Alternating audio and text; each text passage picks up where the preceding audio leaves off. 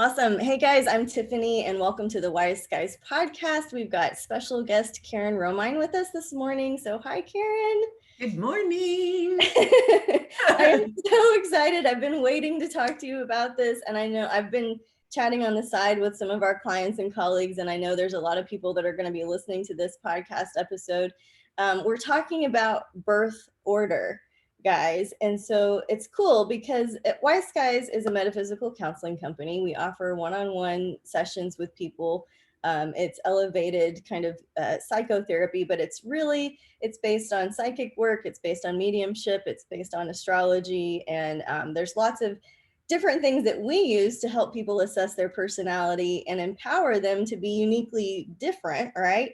So we have these one-on-one sessions where it's like, oh, you are different. Let's follow your own star. Let's follow your own plan. Here's what I see. Here's what I see spirit like leading in your life. But then something like birth order comes across the radar, and it's like it just changes your perception of personality, of how you can experience your own life. It just gives you a whole different lens. And it is one of those things that's kind of curious because it seems to be broad sweeping. It's not, you don't have to, it applies to many people is what I'm trying to say. It applies to many people. So before we jump in, I want to introduce you guys to Karen. I met Karen in an advanced forensic mediumship training in Lilydale. And so Karen, I want you to tell us a little bit about your corporate background and then also what you're doing these days with your readings. Well, first, thank you very much for having me, and I'm super excited to be here. And we've discussed this a little bit. I do think that people connect for reasons. Mm-hmm. And I just really feel blessed that we made that connection because I love your energy. I love your space, and I'm just really happy to be here. So thanks for having me. So my background is a little convoluted in that I started in corporate America. I was there for about 35 years struggling. I loved what I did. I did a wide range of things. I managed a record label for a while in Texas. I worked for quite a few different energy companies, helping them to find renewable resources and get that out.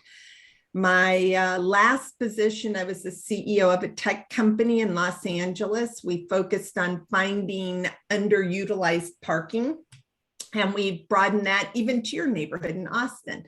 So I still sit on the board of that company, but I just decided I was tired of putting where my heart wanted to go second.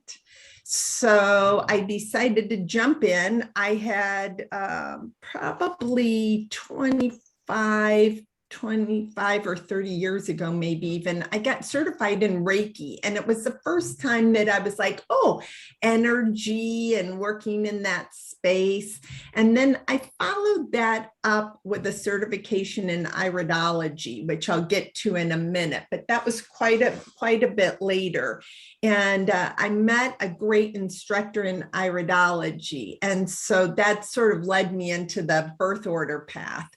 Then in the meantime, since then, I've got certified as a psychic and as a medium, as a healer, as a psychic investigator. So now I'm full in. I work with all things fun. I get to get up every morning and love what I do and help to heal people in one way or another. It could be emotionally, work with them physically in some space, work with spirit.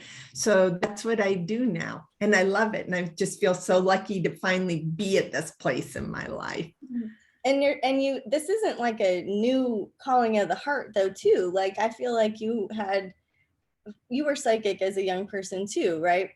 I was. So I did. I definitely had moments as a child. It wasn't something that people around me did. I grew up in the Midwest, so it was a little bit unique. And I ended up really shutting it down for multiple reasons. And following that, I started getting cluster headaches, was what they diagnosed it with. But at first they couldn't diagnose it with anything. And my parents sent me to a self-hypnosis person because I couldn't control the pain of shutting down the spirit.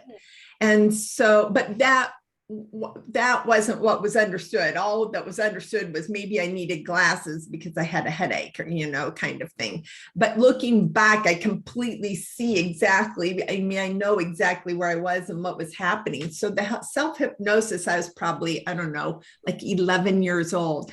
Positive thinking brings me the results I want. What I didn't know was that he was teaching me a mantra and I was learning meditation. That's really, truly what was happening. So instead of shutting it all down, I was really just thriving in that space by meditating and by being open to the whole space. So it was a blessing in disguise. But I've always known things. I always thought everybody knew the things that I knew, or heard the voices and saw the things that I would see. It used to irritate people.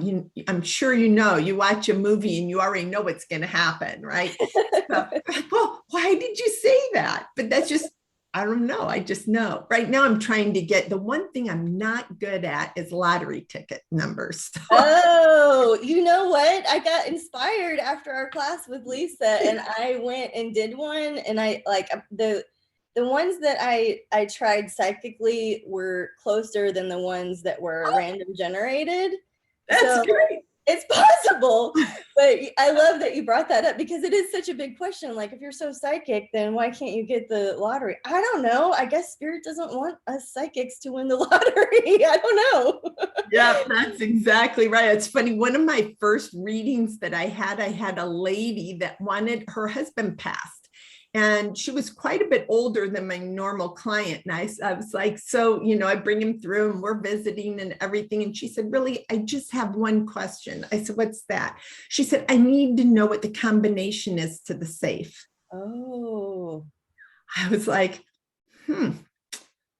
okay. He says you need a key. She's like, yeah, I do. And I have the key, but it also needs numbers. I said, well, can you get up and go punch in your anniversary? And she came back and the thing opened. No, that is awesome. I love these stories. Really?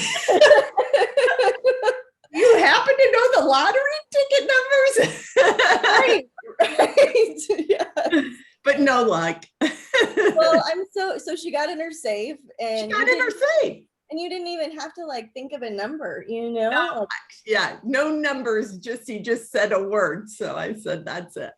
I love that. When we were learning about longitude and latitude yes. coordinates, I think, what you just said, that's what really helped me too, is that it's like, once I started looking at it and describing it with words, it was correct. When I just tried to come up with numbers, it wasn't clicking for me. So we have a lot of people that are interested in psychic development. So you guys, I want you to check out Karen's site. It's KarenRomine.com. It's the most beautiful website in psychic world. It is absolutely stunning. It has lots of great information on there. So please go check her out. And let's see. I want to just get back into our topic of birth order, because Karen gave me a reading that really blew me away, that was helpful for my children, that was helpful for my significant other, that was helpful for in ways that, so birth order can help not only you sink into your own bones and understand your personality from a different lens, but we can use birth order in a lot of different ways. Karen and I are interested in using it in forensic mediumship and missing persons cases. She has a course that she's been developing. Do you want to talk a little bit about that? Sure. Okay. Just in general, or about the course, or just the course? Go into the course for a second. Okay, so I am working on developing a pretty intensive course, as I'll tell you a little bit more as we get into the birth order discussion, there's actually 12 positions. Mhm. And so it's a lot of in-depth work. And it's a lot of actually applying it to real life situations to grasp the concept. So when I was able to do it for you and your family, that's real life. So when I'm giving you that, starting to feed that information to you, you're able to understand it because you have a human being in front of you that you're able to connect that to. So I'm going to set up a 101 and an advanced class. And we're really going to dig into every detail from how we use essential oils and crystals with imbalances to, what do their characteristics look like. So it's really going to be fun. I think it's going to be really exciting. I hope to have it launched by the end of August, maybe sometime in September, the full on. It'll be probably at least 12 hours. Wow. Awesome. So very in depth, right? Like, so that's the kind of people we are. We're going to all take your class. I can't wait for it to come out. But birth order, right? Like we use it not only for our own personalities, maybe in our work of missing persons cases, but I love the article that you recently wrote about, hey, are you a coach? Are you a teacher? Are you a healer? Do you have another person that you want to help or to understand or to get a different angle on? Birth order can be used for so many purposes other than just your own personality. And I think it's really smart. I have a background in writing and publishing too. And so I feel like when we're working on character development or we're working on writing, looking at or like just even creating a pretend astrology birth chart gives you a personality to work with. And then, so does birth order. It gives you a personality to work with. So even as a creative person, you might look at this and be like, oh yeah, my main character is a 1B and that's gives them some traits, Yes. So. And if you watch the movie Monster-in-Law, no, tell me. They use specifically, and I know they did it, 1B, which is the boy that marries the 1G, the one girl, the first girl, and her mother is a one girl, and her grandmother is a one girl, and how they build on those personalities. I swear someone knew birth order because they completely developed those characters based on those positions. So I do think that it is used just like you said about just, I need a character and this is what I need it to be. And they develop it based on the characteristics of it. Isn't that cool? It's amazing to me. It's amazing. Another good one is Dead Poets Society. That's a one boy getting completely imbalanced. Oh, interesting. And it truly follows the characteristics straight down the line. It just touches my heart. It's to be able to see it too in media. Well, okay. So, you guys, I was listening to some podcasts to prepare to talk to you today, and there's not that much in current pop culture about birth order. And I think it kind of had a bigger heyday in the 80s from what I'm looking at. And when so Adler came out, that's exactly right. So Alfred Adler came out. Alfred, I think that's his first name. He came out in the 80s, and he was very much what we all commonly know as birth order. I'm the middle child. Mm-hmm.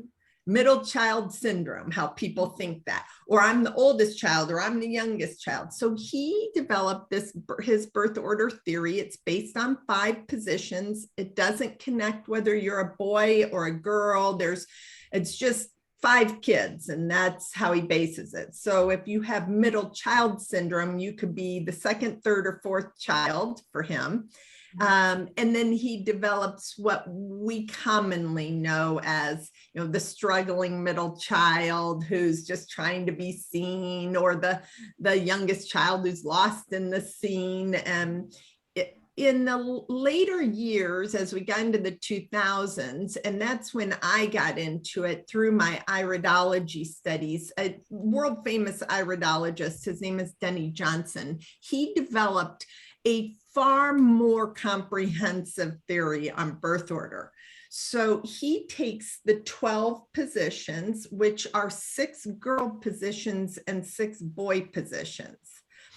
And then he breaks them out by personality, by characteristics, by things they focus on. What are ideal careers for them based on these characteristics and personality traits? He looks at things like their physical structure and how they might fall in line with the rest of the family. There's a yin and a yang position, you know, the more passive versus the more aggressive positions, and he addresses that with each one of them. He talks about what imbalances look like and how they express themselves. So it's far more in depth, and it's based on each single position. And then there's combined positions. So if you're the oldest girl in your family, in his theory, you're called a 1 girl or a 1G. And then if you have a second, and the next oldest is another girl, you have a 2G or a 2 girl. But if the next one's a boy, you have a 3 girl, 1 boy, because it's based off of the father. And it goes in order. So you would then have, that boy would then have the characteristics of a 1 boy because he's the first boy, but of a 3 girl because based off of the father following the line, he's going to come in as the 3rd girl. Mm-hmm. So it's an interesting way then once we start to mix in the personalities to see what they look like. It can be, like I said, it's 12 hours. It can get really comprehensive and very in-depth. But once you start to understand the basics, mm-hmm. It's so interesting how you can start to apply it just in your everyday, even combinations of things like, you know, I met someone new, a friend of my husband's. We went out to dinner with them and she was visiting with me. And I said, just by chance, are you the oldest daughter? And she said, yes. And my husband laughed because he knows what I'm working on. I'm like, yeah, I mean, she fits it to a T. I'm like, we can just put her picture next to it. So it's just fun to watch that. But when I really started realizing the need for it, and you just touched on it a little bit, was that I work with a business coach to try to help me think outside of my traditional box. And she wanted me to do something that I just wasn't comfortable with. It wasn't like ethical or anything. It was just, she needed me to get out of the box on the left side. And I only get out on the right side based on my birth order kind of thing. And I said, you know, I'm a firstborn. I'm a 1 girl. I don't work that way. And she said, what? And I thought, what if she could know for all of her people as a coach, or if you're a counselor and you're trying to understand why people communicate, how do we get people to communicate better? A lot of my work one-on-one is with families that are struggling, particularly after a death, and there's multiple children and they're all at war, right?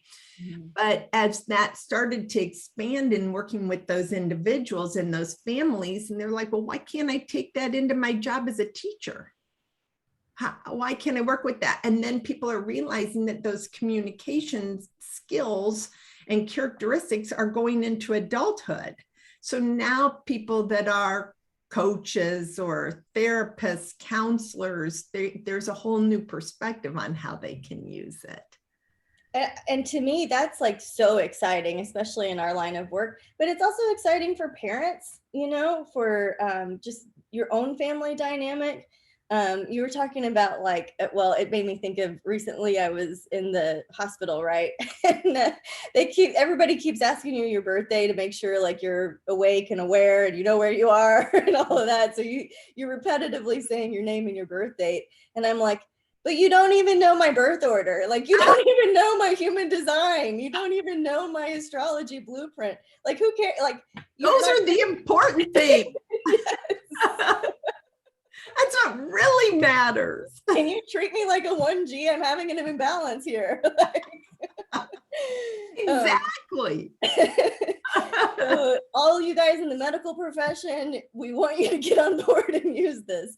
Yeah.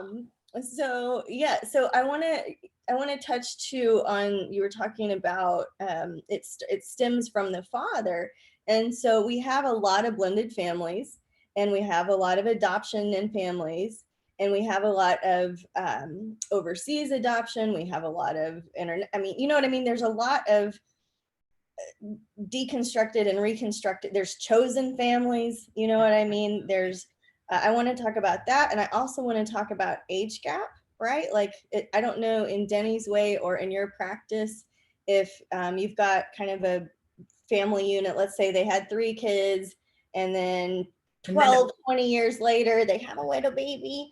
Is that a new 1G, or is that a 4 of something else? Like, can you talk a little bit about that? Sure. And it, just goes in again to how far in depth you can get in this. I'm going to start with just a scenario of adoption, because that's an easy one for me because I was adopted. So I was born a 3G, a 3 girl. So I have 2 biological older sisters from me, and we have the same father. I was not raised with them. I was given up at birth. So I have no, that nature nurture thing that we talk about. So, and it took me a while to learn about that side. So I'm adopted and I'm raised as a 1 girl. I have a younger brother. So I'm completely the nurturer, the caretaker. A 1 girl, oftentimes, they kind of want to just take over as the mother in the family. So I have a lot of that in my personality and my characteristics. I find out that I'm a 3 girl, and by genetics, and I go back to look at it, and it's a healer. They're most commonly a healer. Talks about how they express themselves. It's a completely different. It's a yin and a yang also position. So I have a blend of being very forward and very aggressive, yet having that softer side to it, which is a nice counterbalance. And I'm actually very much a healer. I mean, this is where my path has led me. So I'm very much a 3 girl, and I'm also very much a 1 girl. When you blend a family in like that, if it's by adoption, you're looking at where they're at, where they've been, what their situation was at birth. Sometimes that's hard to track. Sometimes we don't know things, and since you have to know from the father exactly how many children they've had, and that includes up to, it could be even a miscarriage or something like that. That impacts birth order. So it can be something that you really have to dig in on. So then the other side of that is that then they end up in a family being raised as a different position. Most generally, that's the predominant one that you see, because especially when it's from birth, when they're brought in. Now, if you're 2 families, your children are teenagers, which is already a difficult time anyway, and you blend a family, so everyone's birth order shifts, except for one oldest child remains that oldest child. Everybody else shifts. When that happens, it is so important. They say that this, and I agree, that this is like the book on how to raise kids that everybody says doesn't exist.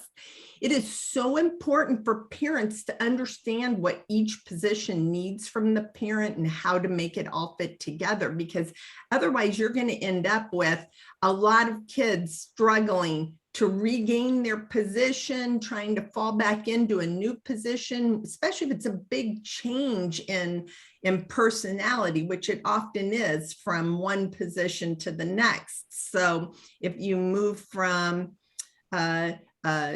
two boy, which is the bull in the china shop, to the three boy, which is the creative intellectual thing, then that's a big shift. If you're now 13 and you were raised as a two boy and now you're a three boy. So it's important that the parents help the kids to understand that their birth order that they've been raised to 13 with, it's still who they are, like still thrive, still focus, still keep that intent for them, because otherwise it can be really a struggle for kids for sure. So that's really important. And then when you talk about the gap, their birth order does not change. Okay.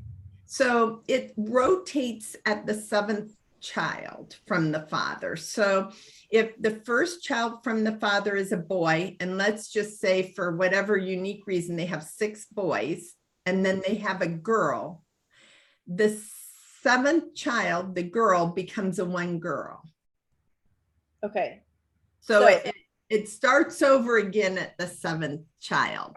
So nope, they don't change their birth order. And most generally speaking, even if they aren't raised with the other ones, they might be raised as a one girl. Let's just say there's 20 years difference. So you've got a girl who would be a 4 girl raised as a 1 girl. Well, then you blend both of those. You can look at both of those, but generally speaking, they'll be predominantly the 4 girl in my experience. You'll see a lot of 1 girl, but there'll be a 4 girl. Okay. I'm just like over here like, wow, because I'm an only child, right? As far as I know. And so I feel I have clients, especially in the Wise Guys family, that have a ton of siblings. You know, some have 9, some have 12. There's some people that have these big, huge families.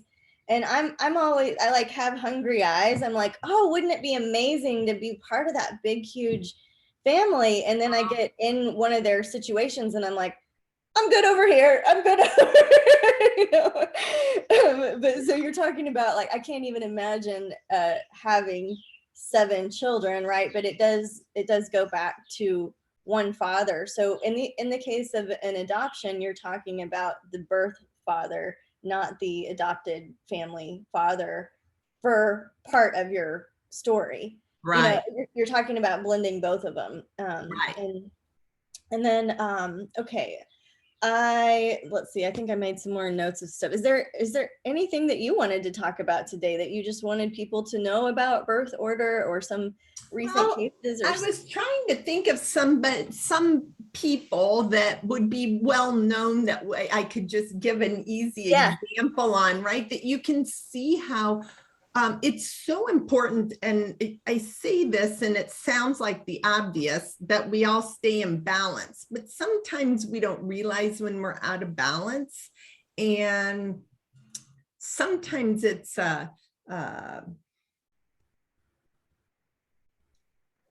sometimes it's a unique way of dealing with getting someone back into balance. So I thought I'm just going to start with a 3 boy, because that's an easy one, and it's really obvious what's going to happen on the other side. So a 3 boy is really known for being clever.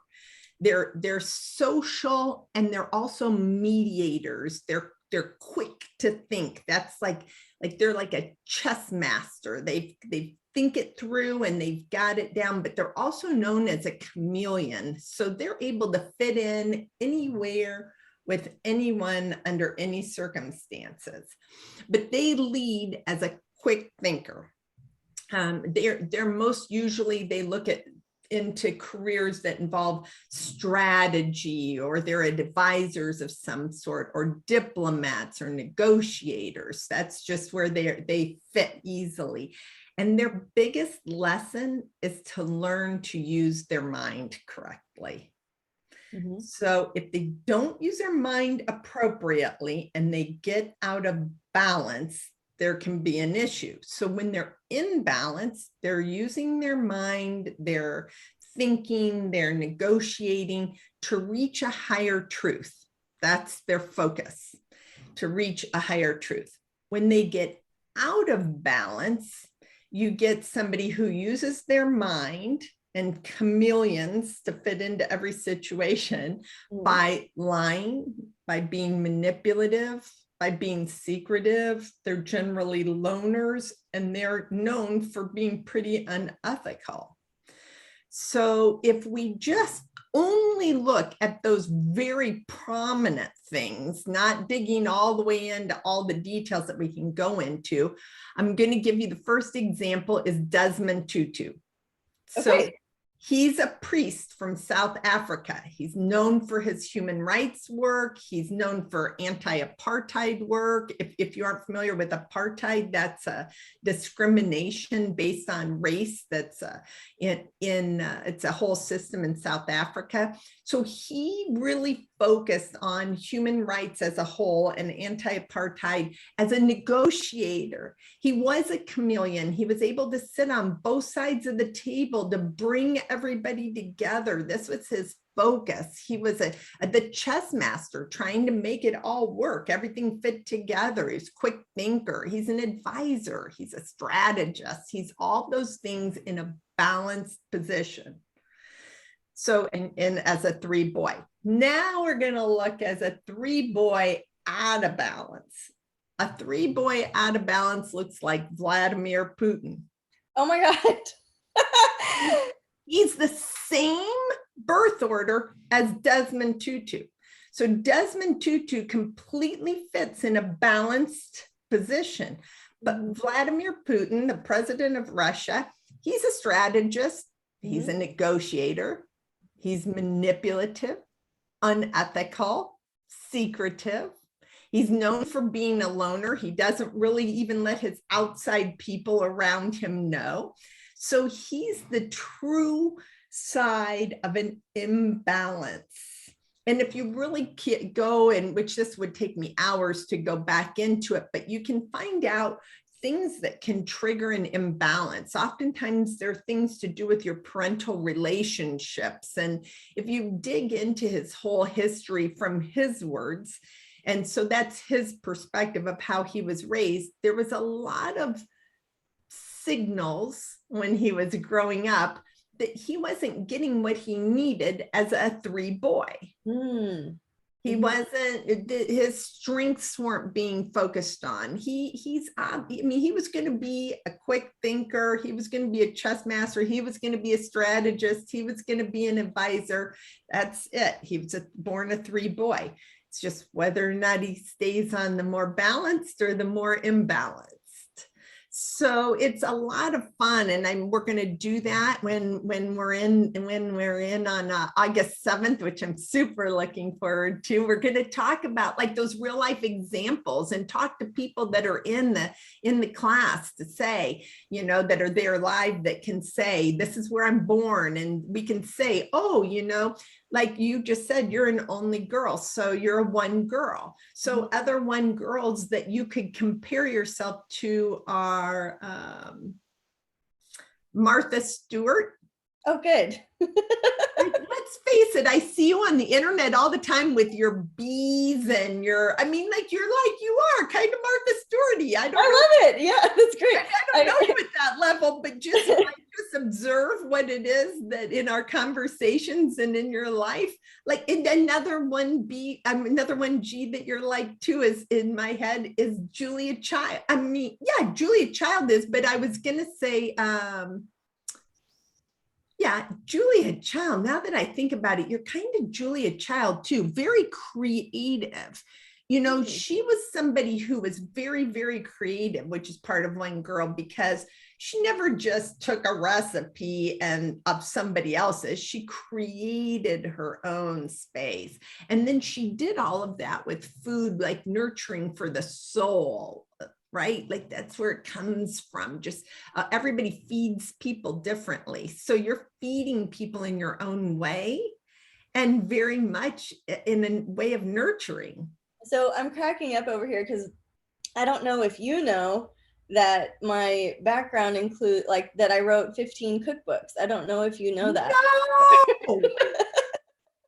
So the fact that you're coming up with these examples, I can't make that stuff up. it's cracking me up. I don't think I have any with me. It's funny, you know, what I did was I had a corporate career, just similar to you. I worked in live music, I worked big festivals, I worked just, you know, in marketing. I did interesting corporate stuff. And at some point, I had a job that wasn't a good fit for me. And my dad said, "Hey, I think you've been in the wrong job for a long time. Why don't you just quit?" And it never occurred to me that that was even an option.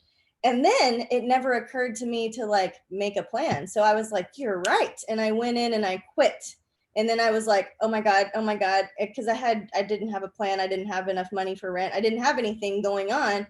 And at that moment of like jumping off, I went out and I did a food truck tour here in Austin. The food trucks were really popular at that time. And I just started a blog and interviewing them, and I got their stories, and I wanted to know their culture and where they were from. And I wanted to pass down recipes from the city where I live, that I was born in, and just share a part of culture. And so that was my first work was launched during a big festival. It was called the Gypsy Picnic. We had 30,000 people show up. It was huge. And we had music and food and on the water and cookbooks. And so that's how I started my publishing business, was from that jumping off moment. But I don't lead with food. There's nothing in my astrology that has anything to do with food. One of my astrologer teachers is like, "I don't really know what you're doing. Just, I mean, follow your own path, but I can't help you." You know, Your and birth order. Yeah, I was just going for it. And it turned into Spellbound Publishers. So Wow. Spellbound is, we shifted from food into metaphysical topics. And so we publish metaphysical books, mind, body, spirit, self-help type of stuff that's very, you know, just like birth order, you can kind of find yourself in the material. And that's, I don't think you knew that part about me. So I think I had no clue, none, no clue at all. So there you go.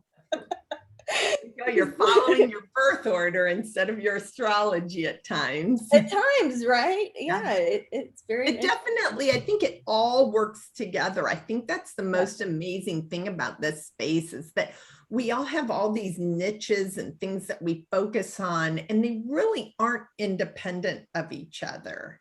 I think they're very cohesive. And I think when we're able to use the knowledge that we have of our astrology and fit it in with our birth order and understand how that can mesh and really where our strengths really lie and what our weaknesses are and everything, I think it just makes it even more intriguing for me.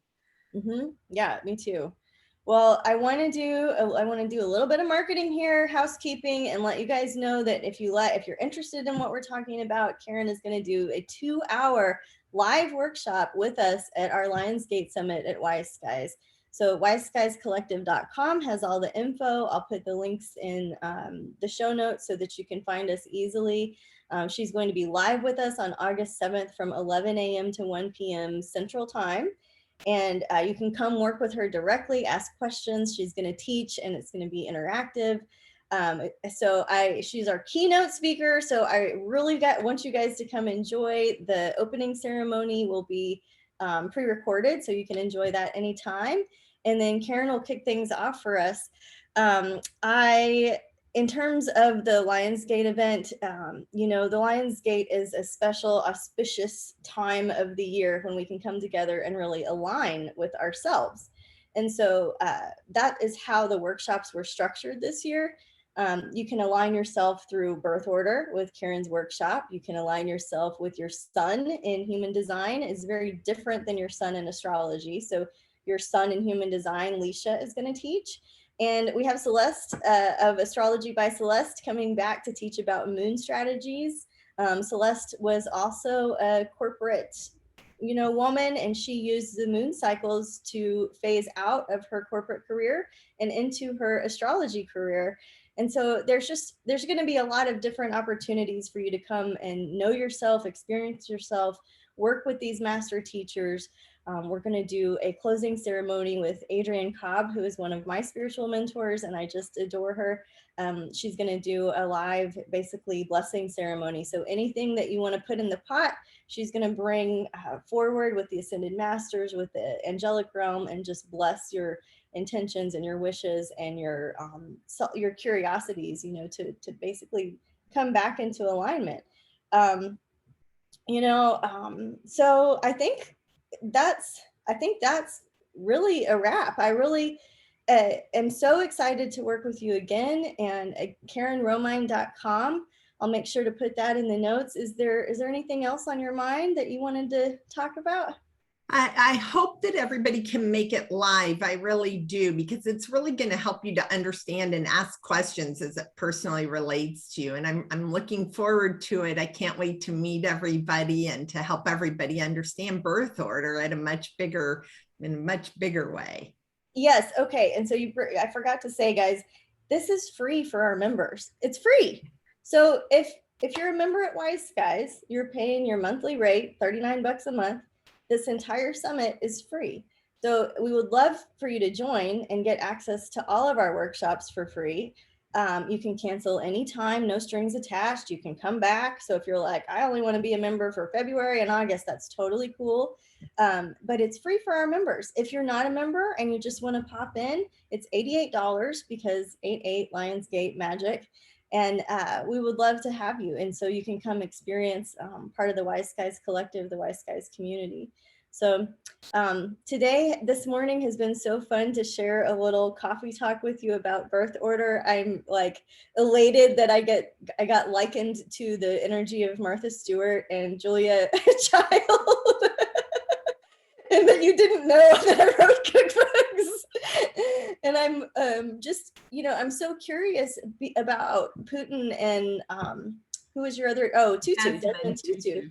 Yeah, the duality of that. And I'm such a fixer, which is a character asset, but it's also a character flaw. I'm already like, well, how can we balance this? What essential oil do I need to send his way? Like, how can I help correct for any imbalance for any human, So very interesting about the balances and the imbalances. And I'm so grateful to you that you took time in your life's journey to really understand and learn this stuff so that you can share it and really impact a lot of people in a positive way, or at least help us get more neutral.